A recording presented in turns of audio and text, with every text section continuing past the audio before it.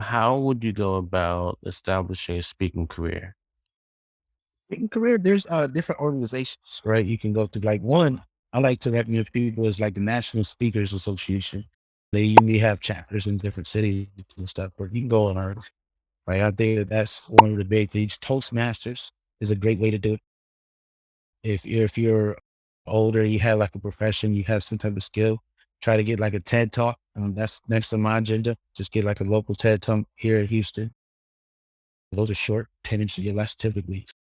So there's a ton of different options, And I always say invest in yourself. Like if that's something you really want to do, and just find a way to like sign up, get a coach, get a mentor, get someone who's been there so they can guide you and help you expedite your success. Are there some things that you've learned through your own public speaking career Mm. in terms of tips and tricks that people usually don't know when to look at the speaker on the stage? Sure. I think it's important to pace yourself, right? Pace yourself when you speak. And I think it's important to realize that making a mistake is not the end of the world. If you misspeak, you can just, pause or say, excuse me. If you lose your pace, you always want to have like a back pocket, right? If you forgot what you were going to say, you always want to have like a go-to, right? That you can say whatever and spin off of anything. Right. So I think that's important. So if you freeze and you're like, hey, what was I going to say? Have a go-to that you've been has hit multiple times or it sounds great that you can kind of tie into other things that'll allow you to speak. And then when you're looking out, if you look past the audience, after you're looking and letting people look past the audience, right? Find a point on a wall or something that you can constantly reconsider yourself or find a certain person in the audience that you look at that you feel comfortable with, right? Before you even start talking, scan it, and see and find your people. If you look this way, find one person. If you look the other way, find one person. And that way, you always stay level, right? You don't feel that panic. You don't feel that pain because you feel like you're only talking to one person, right? And that's who you should be talking to. When you're publicly speaking, your message is for that avatar that you talked to 1,000 times before in your mind. And that's another thing you want to visualize. Visualize yourself doing that speech and doing it well and practice in the mirror or record yourself saying it so you get your cadence down. Uh, Also, like tell someone, like speak to someone, have someone you can be like, hey, I wrote another speech. Can you mind listening? That will actually tell you the real them, right? You need to change some things. Let your paces out. You want to have all these things. Well, but most importantly, just start. Just find someone. And if you got to be like, hey, go to a little school and like, hey, I want to speak to the kids today. They probably will. They probably be like, okay, what's your message? Right? Start there. Start small. You don't have to go to these concert hall speeches yet. It's going to take some time to build up. People have doing that like E.T. and all them, Tony Robbins. They've been doing it for forever.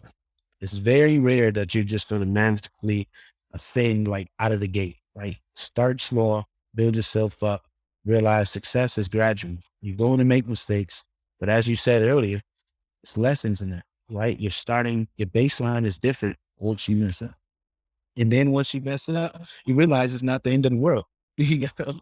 You realize not it's that so it's sometimes it's good for you to mess up early in because you realize like, man, I made a mistake and ain't nobody got hurt, nobody died. I'm still speaking. So it's all good. Right. So Yeah. So in terms of, as you said, people who mess up, they need to recompose themselves. Then they need to talk, continue their speech. What are your thoughts on using humor? Like I know a few speakers, like in the first like 2 minutes, it tells some joke regarding the topic of the speech, and then the audience laughs, and then they go into their speech. Well, what are your thoughts on humor in terms of using it? I think humor is a great opener because one of the things I learned, like just going through my MBA, going through my public speaking course, a business communication course, was you don't want to start boring. If you just start like, "Hey, I'm Jevon Wooded. I'm a mindset and perception coach," no one wants to hear that. That's why when people start, they usually start with a story, a shocking statistic, some humor, right? Because they want that catch. You want to hook the audience in. So I think that if you're funny, I'm not very funny. right? Not intentionally anyway. So I don't typically start with you. I usually, but if you are funny, I say that is a guaranteed way to hook and reel the audience. So start off at the beginning, as you said, short joke, a short story.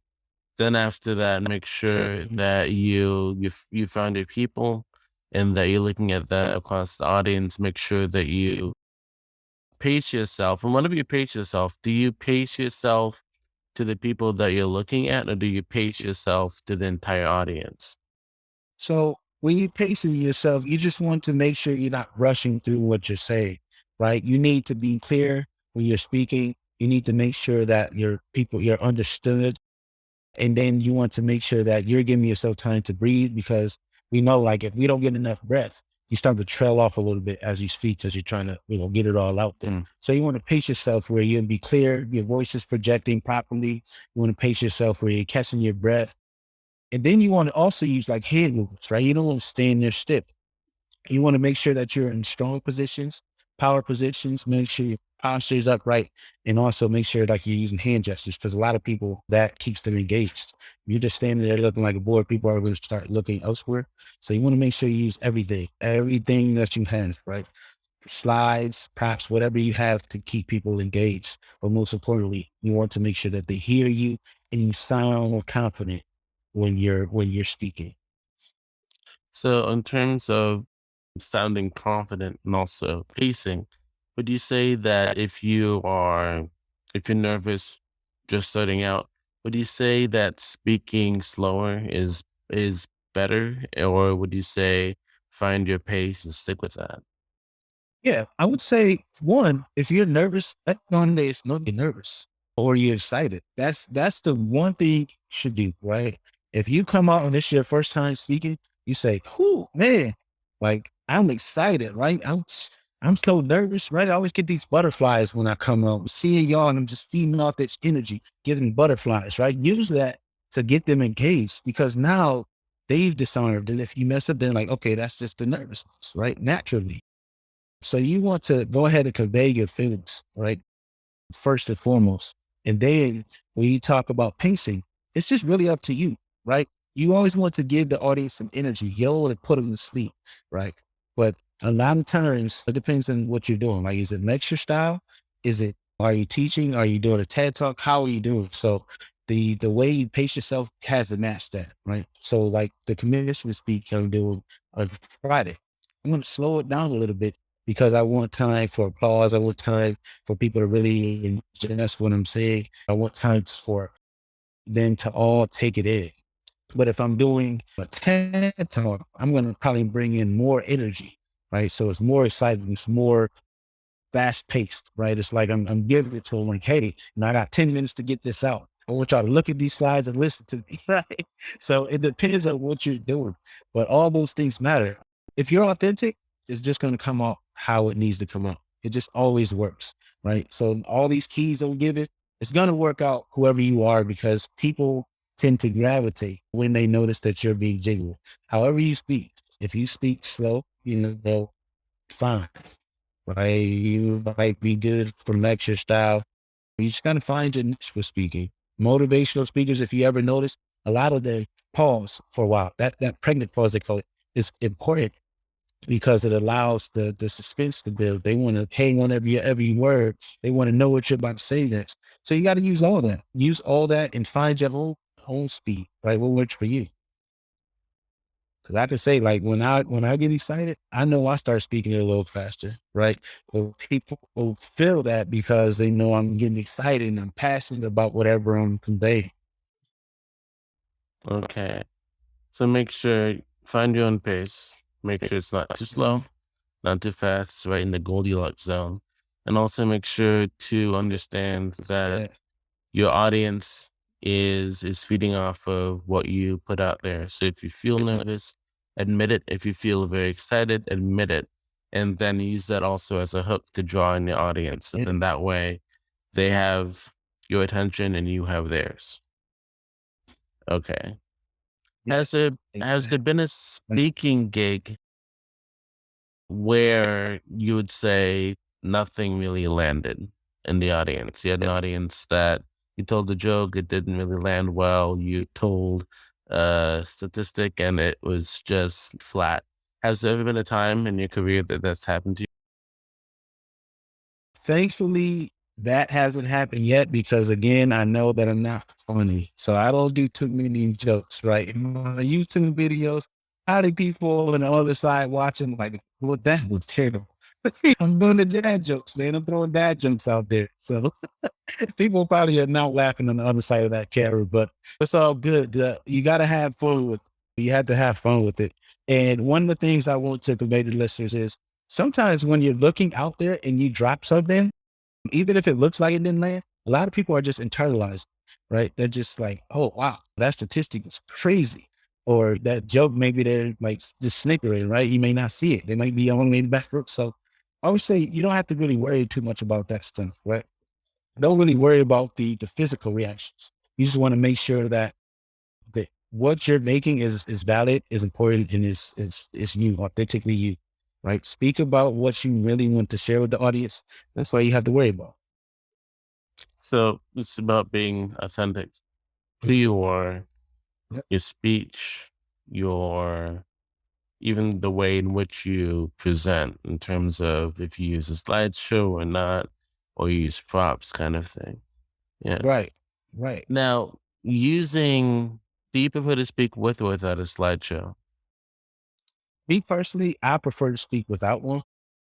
But if I'm sharing like some information heavy material, then I will use a slideshow. The slideshow.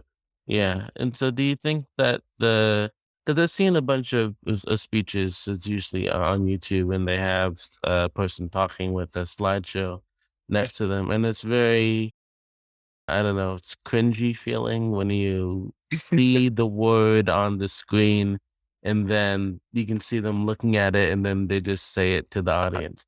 Right. In terms of writing out your slides, is there a way that you do it where what is on the screen isn't what you say?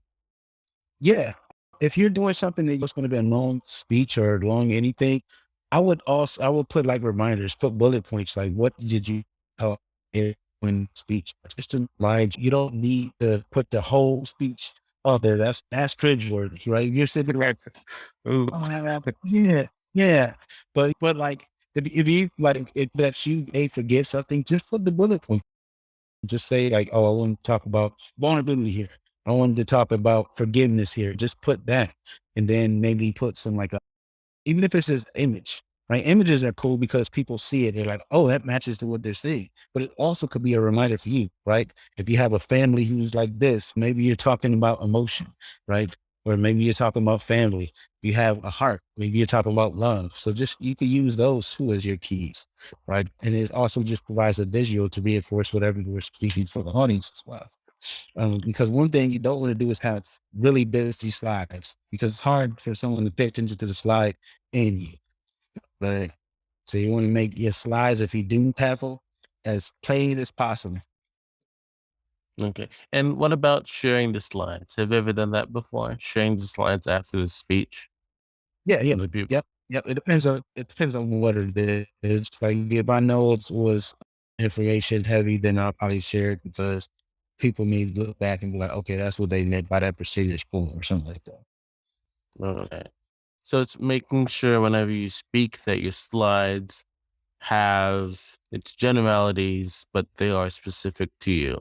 Like as you said, vulnerability. So that's the time to tell the story about this and this.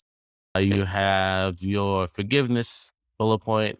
That's just time to talk about this moment that happened with this person of it. Okay. So it's to have the bullet points Right. and also to have these images, and that will then trigger the emotions that you need in order to remember your speech that comes after that, the words that you say after that. Right. Okay. Exactly. You can use that, like, if you don't want to, because I know even some people just have like an index card. I don't personally like index cards in my hands because I will get lost just looking at them. But some people literally like keep that card in their head. They have all their points in that one new card. That whatever works for you. If that's what works, you just don't want to have like a big old paper where you're like, oh yeah, Uh, oh Oh yeah. Oh yeah. No, yeah. Not people want to do that. But yeah, unless you're doing like a speech and you have to read that. But you see the presidents and stuff.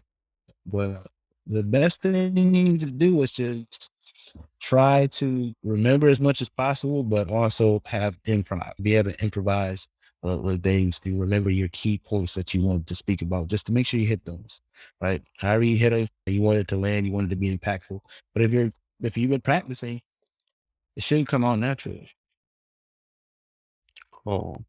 So make sure to use what Oh, you have. more fun. Oh, go ahead. Yeah. Yeah. I'm sorry. I was going to say one more point is trying to turn you back to the audience, right? You always want to be kind of facing. Maybe if you turn right, you want sideways, but trying to turn you back all the way to the Good. yeah. And it does that so then that way it doesn't feel as if you are cutting yourself off from them. Yep. Cutting yourself off, and when you project, right, is going backwards. So now they could probably barely hear you unless you had the mic, right? So those are just some points you want to keep in mind. Okay, so it's use bullet points on your slides, use images on your slides, and those are both for you, so then you can know exactly what to do next.